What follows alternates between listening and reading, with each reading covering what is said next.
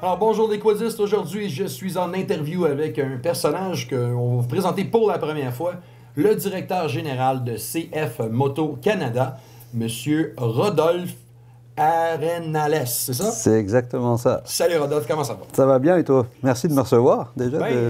On est dans un événement où est-ce qu'on a... Puis j'aimerais ça peut-être que tu t'élabores un petit peu plus sur la philosophie que tu es en train d'apporter au sein de CF Moto Canada. Écoute, CF Moto Canada, ça existe depuis longtemps, avec des résultats qui ont été incroyables dans les dernières années. Mais il y a un moment où ce que tu fais il y a 2 ans ou 3 ans avec le marché, ça ne correspond plus à ce qu'il faut faire aujourd'hui. Donc on capitalise beaucoup sur ce qui a été fait dans le passé, puis on essaye d'améliorer, d'adapter ce qui doit être fait aujourd'hui. Donc notre stratégie, notre vision un peu maintenant, c'est vraiment focaliser sur le support à nos concessionnaires, d'améliorer le trafic en concession, de focaliser sur les ventes au détail, donc les ventes au client final. Donc c'est vraiment la stratégie à tous les niveaux dans l'entreprise. Tout le monde doit être focalisé sur ça. Et puis après, nous, si les ventes au détail vont bien, comme conséquence, les notes de vente iront bien, mais on ne focalise pas sur nous vendre des véhicules, on focalise sur les concessionnaires doivent vendre des véhicules. C'est vraiment ça notre stratégie. D'accord. Je vais aller pour une question qui tue un peu. Vas-y. Réponds à ton choix. Il y a des critiques sur les réseaux sociaux, un petit peu à tous les niveaux. On a surtout le frère du cousin de mon frère de gauche a acheté un CF Moto et c'est de la merde. Où est-ce qu'on s'en va de ce côté-là? Okay, une chose qui est sûre déjà, c'est que c'est toujours les clients mécontents. Puis il y en a, c'est normal, dans tous les réseaux. Je ne pense pas que CF Moto soit unique dans ce genre-là, mais c'est toujours ceux-là qui font entendre leur voix. Donc on a toujours l'impression, pour un client mécontent, tu n'as pas 35 clients contents qui vont écrire sur les blogs ou sur les réseaux sociaux, dire « Ah, je suis super content ».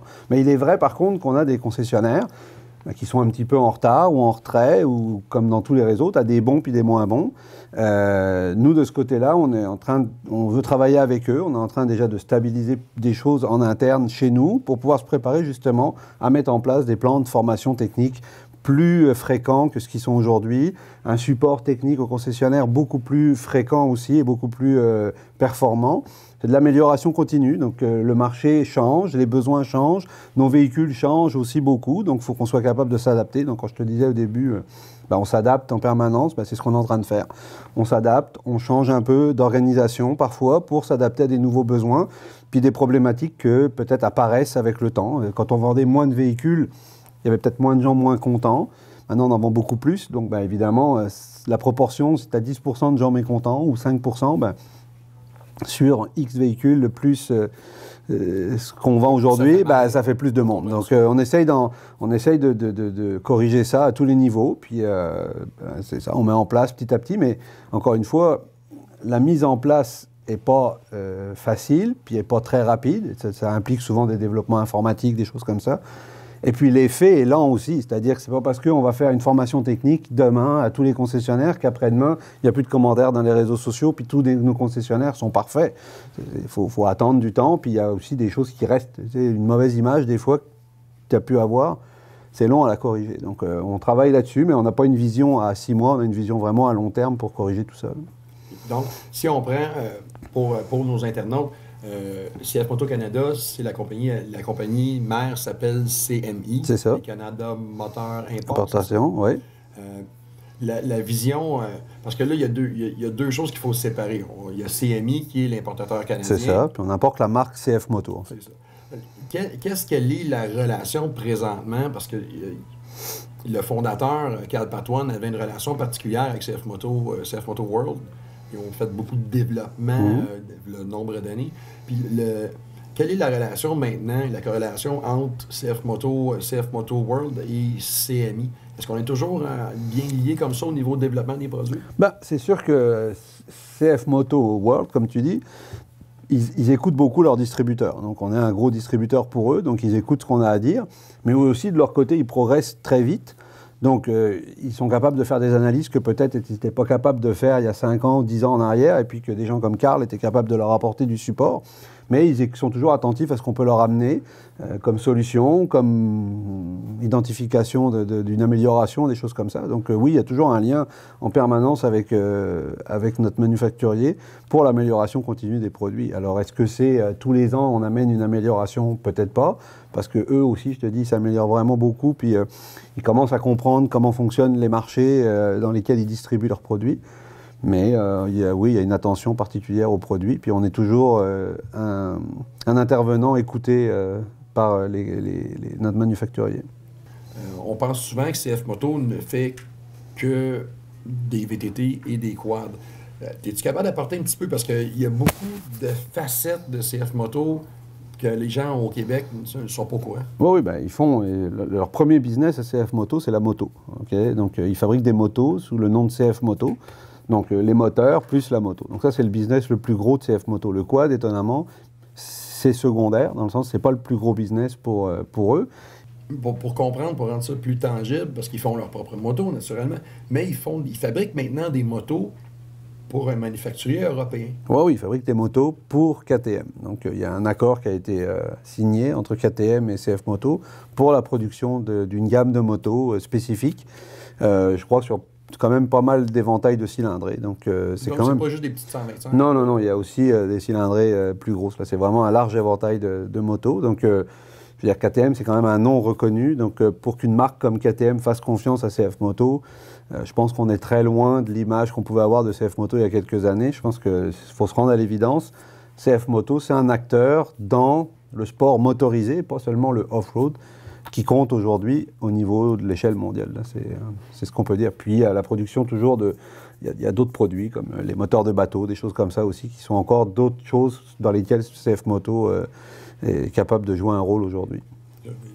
Comme CF Moto, à la base, je crois que je pense que c'est Carl Patoine qui m'avait dit ça il y a quelques années, à la base, CF Moto, c'était un motoriste. C'est ça, à la base, c'est un motoriste, c'est ça. Ils fabriquent des moteurs et puis par la suite, ils se sont diversifiés, développés sur d'autres gammes de produits qui les ont amenés à être quand même, je te dis, leader en Europe sur le off-road, parmi les leaders en Asie sur la moto, donc c'est quand même, c'est pas rien.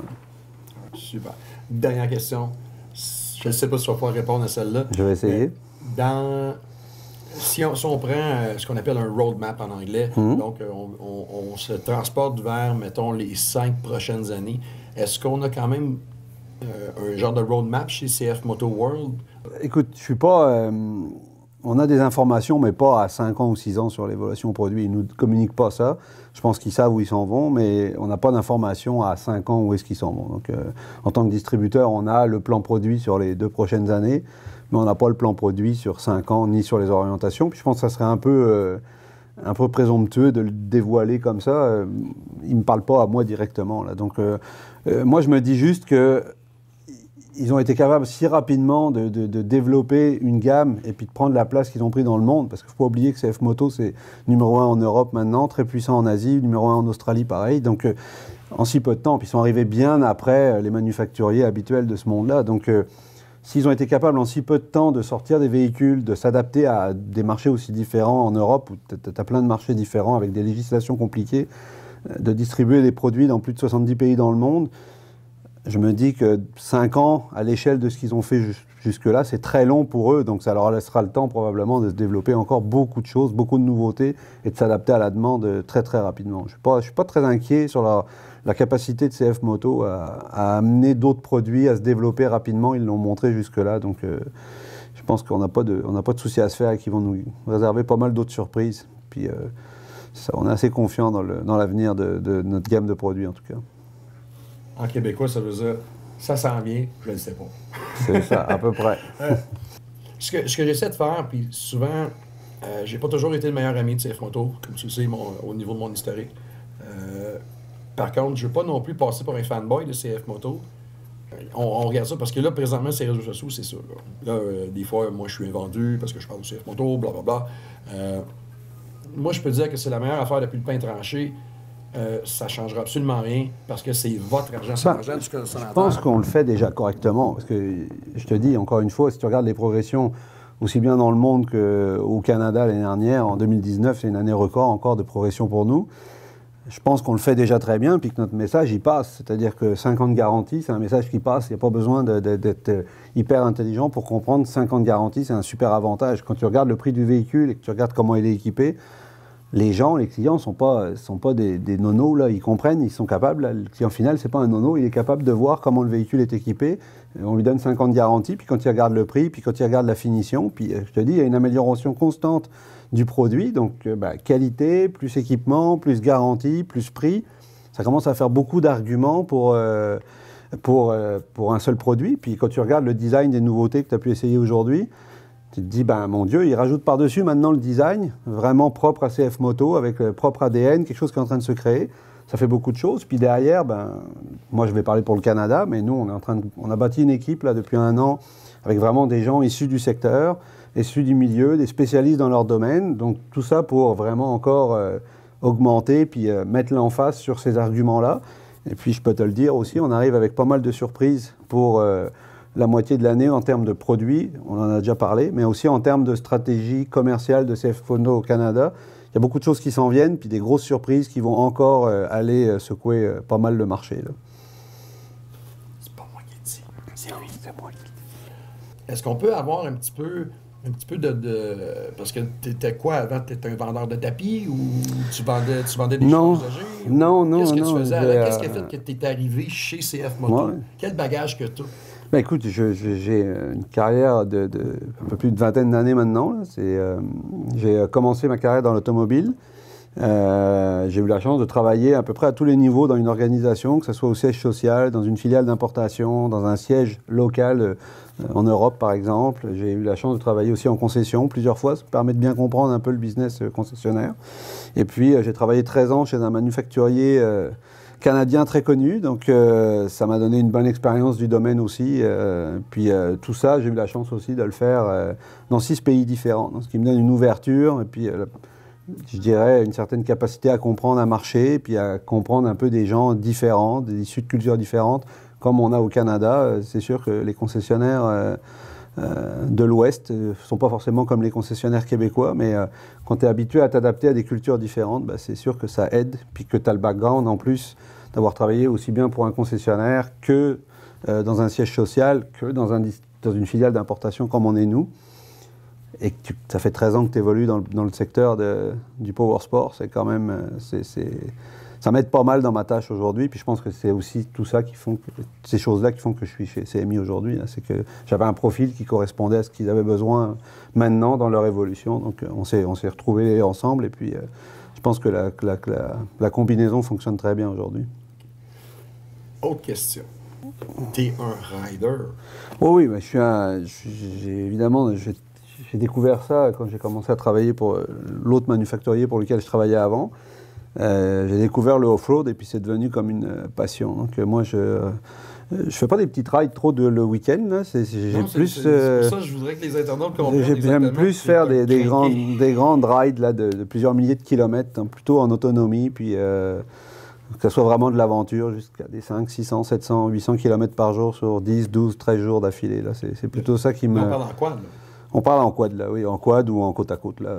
J'ai commencé par le quad, puis j'ai bifurqué sur le côte à côte, puis je dois dire que j'ai du mal à sortir mes fesses d'un côte à côte aujourd'hui. J'aime bien ça, rester assis, puis avec un volant, plus qu'avec un guidon. Mais, ta préférence, on évolue là-dessus. Ta préférence personnelle, c'est le côte à côte? Oui, moi je suis un gars de côte à côte, mais j'étais déjà pas avant ça, j'étais pas un gars de moto, mettons, donc... être assis avec un guidon sur quelque chose, moi, ça n'a jamais été mon truc. Donc, je suis plus à l'aise assis avec un volant dans une voiture. Donc, je pense qu'il y a eu comme une bifurcation naturelle, là, mais j'en ai fait beaucoup en quad aussi. Là, j'ai des milliers de kilomètres de quad avant de découvrir le côte à côte. Puis maintenant, je suis resté dans le côte à côte, là, c'est vrai. J'aimerais énormément que Danny, peut-être moi et quelques tripeux de notre côté, qu'on te fasse découvrir certaines régions du Québec. Peut-être pas en rallye raid comme toi, là, que tu roules, mais Danny est capable de rouler, moi aussi, puis une petite gang, ce serait le fun de te faire découvrir. Moi, aller rider, c'est toujours un plaisir. Là, donc, j'ai pas trop eu le temps depuis que je suis là, pour être franc. J'ai pas vraiment profité d'avoir les produits quand même assez facilement à disposition, puis de pouvoir aller rider. Donc, J'attends que ça, mais c'est ça, il faut trouver le temps, puis c'est jamais le bon temps, comme tu sais. Il y a toujours quelque chose, toujours un événement, toujours quelque chose qui se passe, un salon, et puis on est dans l'espèce de feu bouillant de tout ça, puis c'est comme un peu dur de se trouver un 10-15 jours là, pour faire ce genre de choses. Mais oui, moi, quand il faut aller rider, je suis toujours partant. Là. Hier, quand on a commencé juste la reconnaissance du circuit, là, j'avais la banane jusque-là, juste d'être assis comme passager, puis de me dire dans 5 minutes, je vais pouvoir conduire sur le circuit d'essai. Quand Ça me plaît. ton casque dans le fameux prototype dont on peut parler présentement, écoute, ça serait vraiment cool de te faire découvrir ça, puis de te faire découvrir aussi l'univers unique des sentiers fédérés québécois, parce qu'effectivement, tu es un Européen. Ça s'entend tant que ça? Mais t'es originaire de où en Europe? Parce que t'es-tu un maudit français ou t'es... Je suis un semi-maudit français. T'es un semi-maudit français? C'est ça, Parce que ton nom de famille aussi... Ouais, mon père est espagnol, ma mère est française. Okay. Et t'as évolué où en Europe? Écoute, j'ai habité en Angleterre, j'ai habité en France, en Suisse, en Italie, et puis hors d'Europe, au Canada et au Mexique.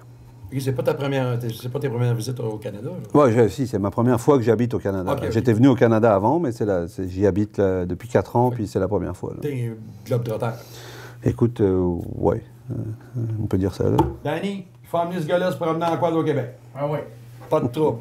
Non, sérieusement. Écoute, merci beaucoup, Rodolphe. Merci à toi de ton temps et puis de ta disponibilité. C'est toujours un plaisir d'échanger. C'est le fun. Fait, écoutez, suivez-nous, likez cette vidéo, suivez-nous sur Facebook, on est sur YouTube aussi, sur Power Sports Québec, Instagram et tout le tralala. Mon nom est Marc-André de Power Sports Québec qui reçoit M. Rodolphe Arenales de CF Moto Canada.